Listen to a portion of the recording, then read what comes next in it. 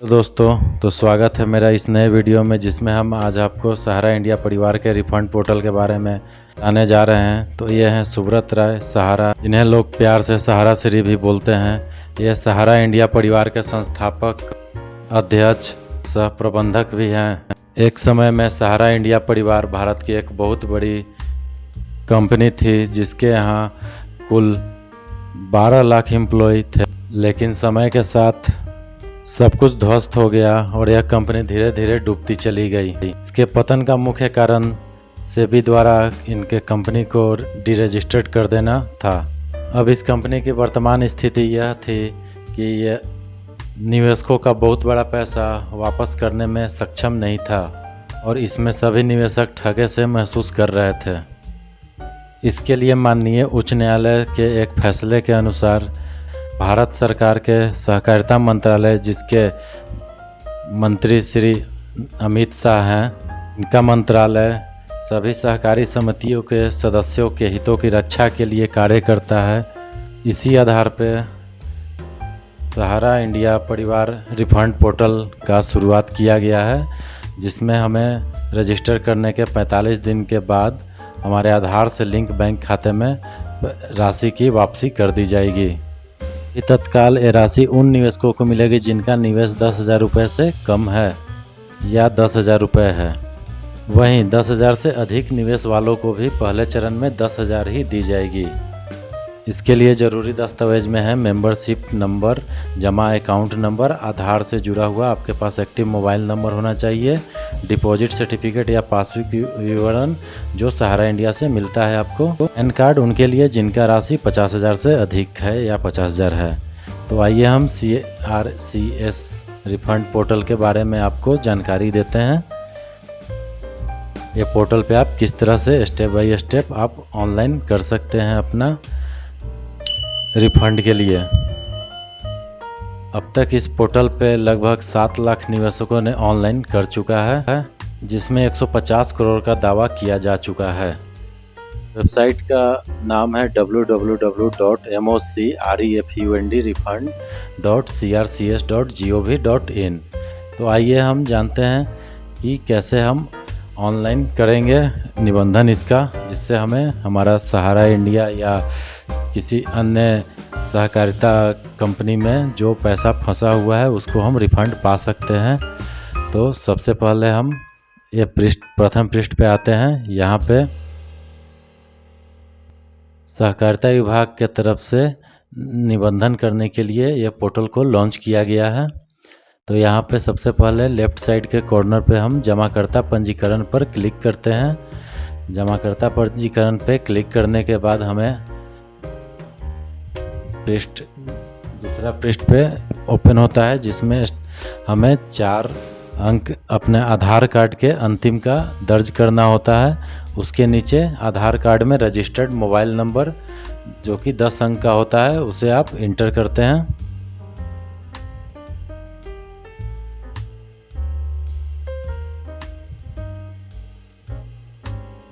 हमारे channel information अड्डा को लाइक और सब्सक्राइब आप लोग ज़रूर कर दें, ताकि इसी तरह से अन्य वीडियो भी आप तक पहुंचाते रहें। अब हमारे आधार नंबर पे एक OTP प्राप्त होता है, जिस OTP को हम नीचे दर्ज करते हैं। OTP दर्ज करने के बाद नीचे OTP सबमिट करें एक बटन दिया हुआ है, उस बटन पे हम क्लिक करते हैं।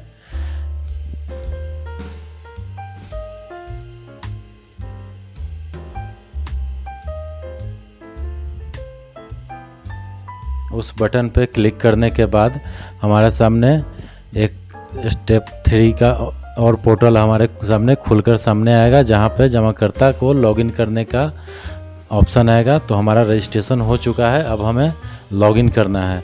तो जमाकर्ता लॉगिन पर क्लिक करेंगे। क्लिक करने के बाद स्टेप 3 हमारे सामने आएगा। इसमें हम पहले कॉलम में अपने आधार कार्ड के अंतिम का 4 नंबर इंटर करेंगे। उसके नीचे आधार कार्ड से जुड़ा हुआ मोबाइल नंबर को दर्ज करेंगे। उसके बाद OTP हेतु सबमिट करें बटन पे क्लिक कर देंगे। क्लिक करने के बाद मोबाइल पे हमें एक OTP प्राप्त होगा जो आधार नंबर से रजिस्टर्ड हो। यहाँ पे आधार नंबर से मोबाइल नंबर रजिस्टर्ड होना बहुत ज़रूरी है। अगर आपका रजिस्टर्ड नहीं है मोबाइल नंबर आधार कार्ड से तो आप अपना नंबर ज़रूर रजिस्टर्ड करवा लें ताकि आपका OTP प्राप्त हो। OTP को दर्ज करने के बाद हमें एक सहमति पत्र पे क्लिक करना होता है कि मैं उपरोक्त शर्तों से सहमत हूँ। इसमें कुछ नियम और शर्तें होते हैं। शर्तों को स्वीकार करने के बाद मैं सहमत हूँ पर क्लिक कर देते हैं। इसके बाद हम अगले पेज पे चले जाते हैं।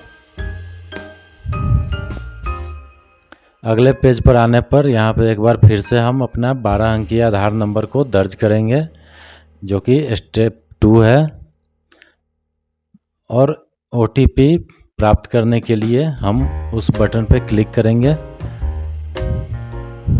जहाँ पे OTP प्राप्त करें लिखा हुआ है। उस पर क्लिक करने के बाद हमें एक OTP प्राप्त होगा जो आधार कार्ड से मेरा मोबाइल नंबर जुड़ा है उस पर OTP प्राप्त हो जाएगा।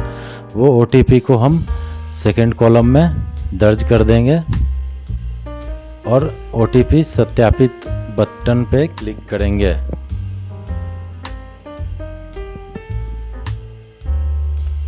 OTP सत्यापित बटन पे क्लिक करने के बाद हमें एक फॉर्म खुल कर के सामने हमारे आ जाएगा जिसमें हमें प्रथम नाम, मध्य नाम, अंतिम नाम, जन्म तिथि, पिता या पति का नाम, ये कॉलम 5 कॉलम यहाँ पे दिखेंगे।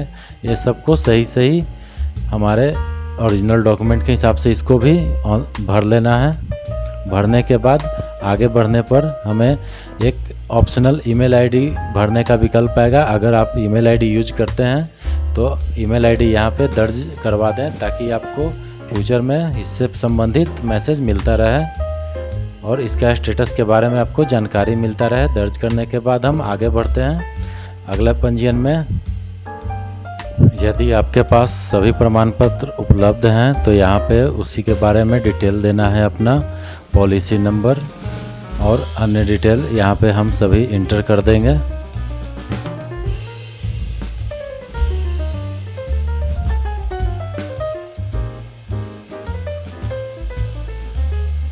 सारा डिटेल हम अपने सभी डॉक्यूमेंट से सही देख करके यहाँ पे इंटर कर देंगे। इंटर करने के बाद अगला बटन पे क्लिक करेंगे।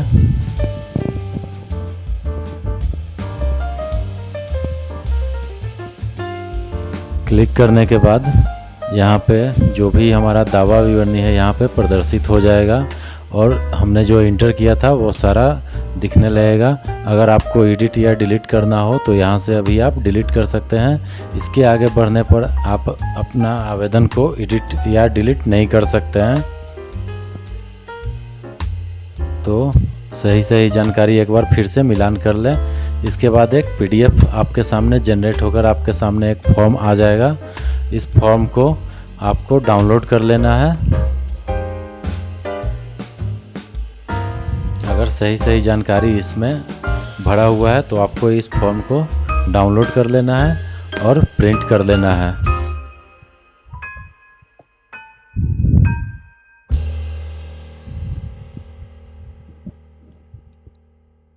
प्रिंट करने के बाद यहाँ पे हमें अपना हाल का खींचा हुआ एक फ़ोटो लगा देना है और नीचे में जमाकर्ता का हस्ताक्षर करना ज़रूरी है। यही आपका दावा प्रपत्र है जो आप हस्ताक्षर करके इसे फिर से ऑनलाइन अपलोड करेंगे। अब फिर से आगे अगला प्रोसेस में आगे बढ़ते हैं तो वहाँ पे हमें अपलोड करने का एक जगह दिया हुआ है जहाँ पे हम इस डॉक्यूमेंट को स्कैन करके फिर से अपलोड करेंगे। सारा विवरणी इसमें सही इंटर किया होना चाहिए। अगर आपके पास पैन कार्ड भी अपलोड करना है, अगर आप 50,000 से ऊपर की राशि को दावा कर रहे हैं तो आपको पैन कार्ड अपलोड करना बहुत ही ज़रूरी है।